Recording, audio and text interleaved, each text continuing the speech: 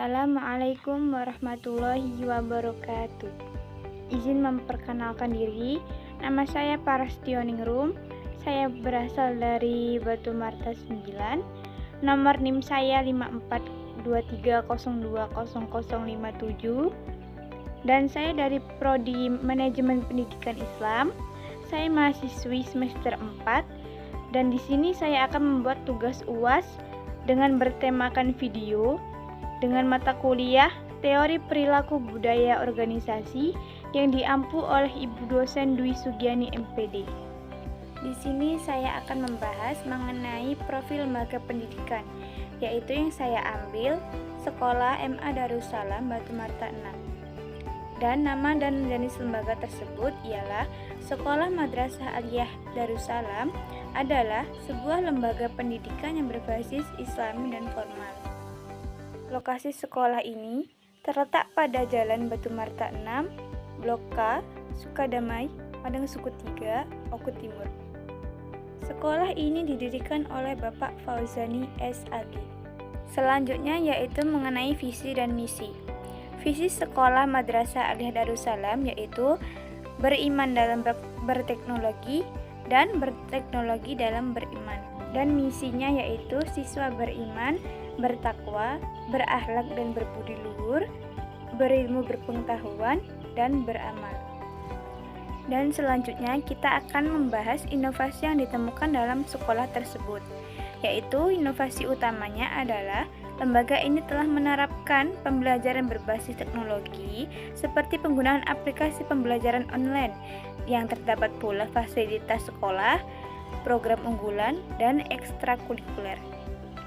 Dan terdapat pula beberapa fasilitas sekolah yang berupa ruang kelas, lab komputer, lab MIPA, lab olahraga, perpustakaan, dan masjid. Dan terdapat pula program unggulannya yang berupa manasik haji, pengurusan jenazah, study tour, multimedia, pentas seni, khutbah, dan hultum.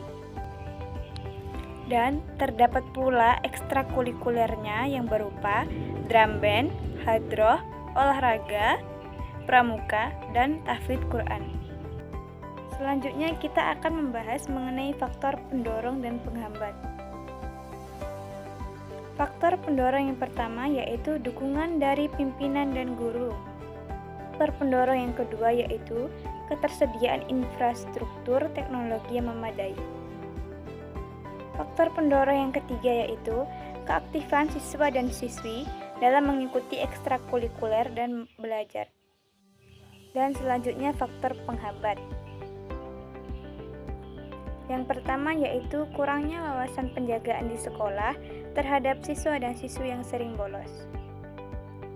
Faktor penghambat yang kedua yaitu keterbatasan akses internet di beberapa daerah.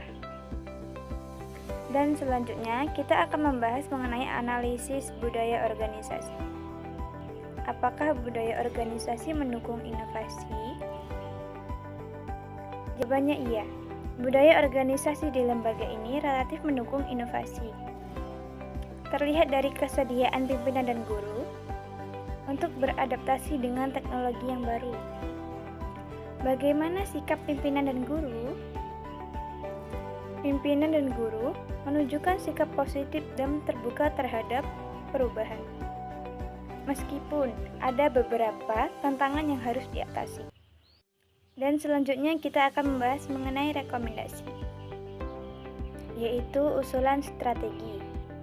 Untuk mendorong budaya inovasi, lembaga perlu memberikan pelatihan berkelanjutan bagi guru, meningkatkan akses internet, dan menyediakan dukungan teknis yang memadai. Melalui proyek ini, saya belajar bahwa pentingnya inovasi dalam sebuah pendidikan dan bagaimana sebuah organisasi berperan penting dalam keberhasilan suatu pendidikan. Dan itu tadi pemaparan atau penjelasan video dari saya mengenai proyek yang bermata kuliah Teori Perilaku dan Budaya Organisasi. Ucapkan terima kasih kepada Ibu dosen Dwi Sugiani MPD atas bimbingannya dalam mata kuliah ini. Dan saya akhiri video presentasi ini. Apabila ada kata-kata yang salah, saya mohon maaf. Kepada Allah saya mohon ampun. Allahumma fiqh ila aqwam thoriq. Wassalamualaikum warahmatullahi wabarakatuh.